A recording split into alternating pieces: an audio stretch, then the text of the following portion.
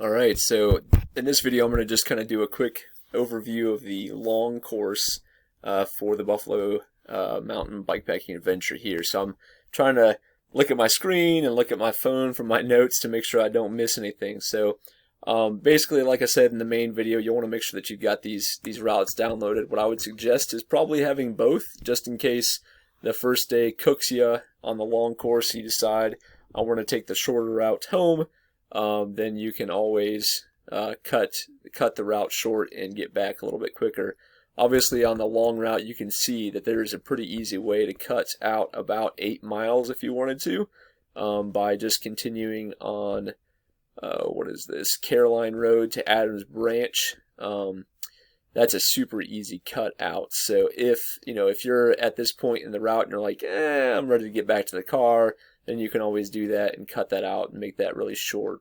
So some of the highlights on this route, there's quite a few creek crossings. I think there's definitely 3. There might be a 4th one, kind of depending on the conditions of how much, if we get any rain this week, which it doesn't look like we're going to.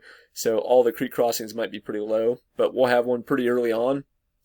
Here about 4.5 miles in or 5 miles in on Berry Creek Road, which is just a gorgeous road. And then we'll have another one over here on Duncan Valley, and you can see on the Ride with GPS file here, I've got some photographs uploaded. This first one here, this is the Berry Creek Road one. It's pretty shallow. It's pretty wide, but it's shallow and rocky. And then Duncan Valley is, it will not be that deep. It's been deep, but because it's going to be so dry this week, it won't be terribly deep. It'll still be rideable. But you can see it's a fairly sizable stream if it is wet. But this week it should not be too bad. And then the third creek crossing is going to be on that little excerpt, the little extra, the bonus gravel, I guess you'd say, if you end up following me down to Meadows of Dan for breakfast on Sunday morning. Up here on Sawmill, you might run into some water on the road.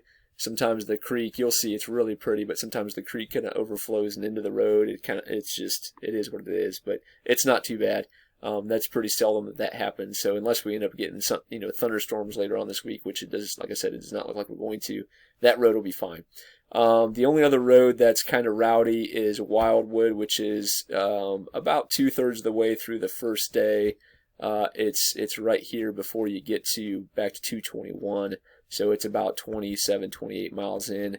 It's like a farm track, kind of double track kind of deal. It is super fun, and it's not really a gravel road. It's almost like a tractor path. It's kind of cool though. You guys will like it.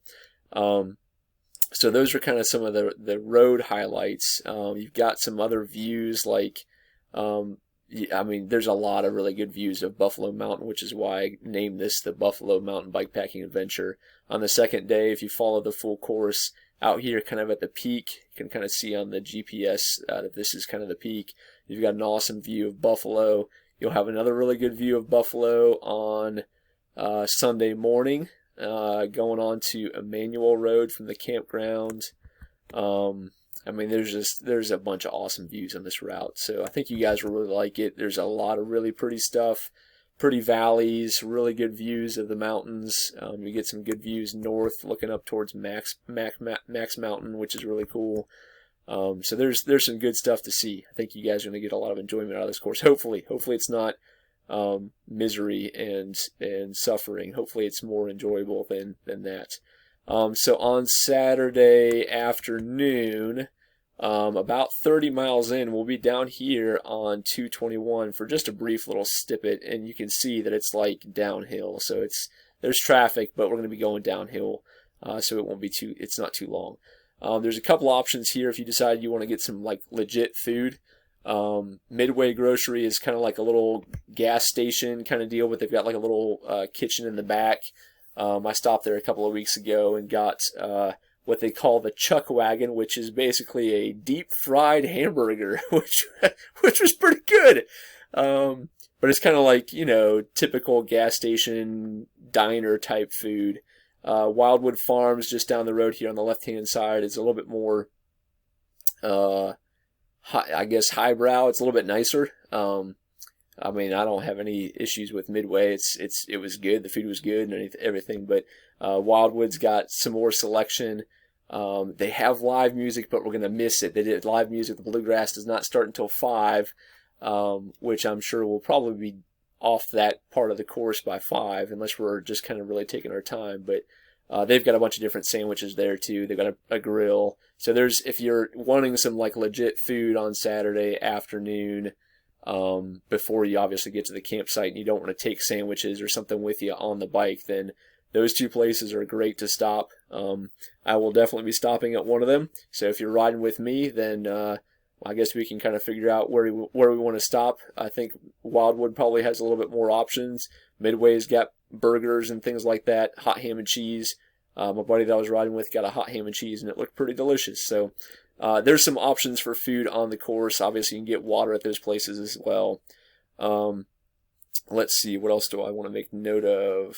Okay, yeah, so after that stop, once we get back on the gravel, there is kind of a cool historic site down here called the Furnace Stack, and it's on Old Furnace Road, which is a great name for a road that's got a furnace stack on it, but it's an old iron furnace from at least before the 1850s. The earliest records I could find of it mention it being there in the 1850s, so it's been there before that.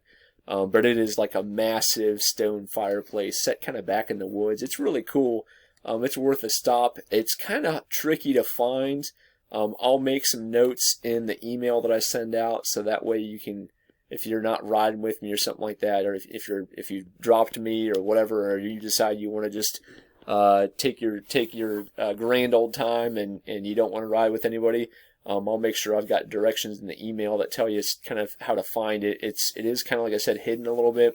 There's an address that I'll put in there for you, but it's kind of like, it looks like a driveway, and then there's a little right-hand kind of path that goes off the driveway, and it's open to the public, like it's owned by a trust. So it's not like you're going to get scolded for being on somebody's private property. It's owned by like a historic organization, so it's legit. But there's I'll put directions to finding it in the email. It's pretty cool to see. There's pictures in the Ride with GPS file for that. And we end on day 1 with a pretty stout climb. You can see here this climb up Fairview Church Road is pretty legit. Once you get up here to the ridge line, it is gorgeous though. I mean, the whole road's really pretty, but that once you're up here on this ridge line, man, it is pretty. It is super pretty. And then you've got a little bit of a downhill to get down to the campsite. And then day 2 has us starting pretty much immediately onto gravel. And then we've got a little bit of a paved climb to get out towards Meadows of Dan and into either Mabry Mill or Primitive or Poor Farmers Market. And then day 2, let's see some highlights on this one. This Buffalo Mountain Presbyterian Church here is one of 5 rock churches. You can't miss it. It is really cool. They're like these big stones, and the whole church is made out of these big stones, but there's 5 of them that were built by one guy in Carroll and Floyd County. And if you're riding with me and you're interested, you can ask me about it. I'm not going to bore you guys with my history stuff right now, but it is kind of a cool story about how those got built. After you get past that, you've got a good view of Buffalo Mountain there too, but after you get past that, you've got a little bit of a gravel climb, and then this killer gravel downhill on this road called Childress, which is awesome. And then you kind of come out here to get a big long stretch of gravel, fairly decent climb to get up here to the top of what's called Hilton Hollow, which the guys I ride with, sometimes they call it Spooky Hollow, because it's like this really kind of steep cut, and it's always shady, and there's like some gnarly old looking trees in there. It's really cool. It's a really pretty road, but it is kind of Spooky Hollowish, like you could imagine the Headless Horseman coming after you on there. And then, let's see, you get back on a little bit of pavement, and then you finish almost entirely on gravel. You've got a big long stretch of gravel, and then you're back to the cars. So that's the long course. Like I said, if you want to ride with me and get more history, then I'll be glad to talk your ear off about history, because that's my thing. And like I said, good places to stop for food. There's a couple of different places to stop for water. Day 2 gets a little bit dicier for water, though. But if we're getting food and stuff at Mabry Mill, I think from Mabry Mill back to the finish is only 32 miles or something like that.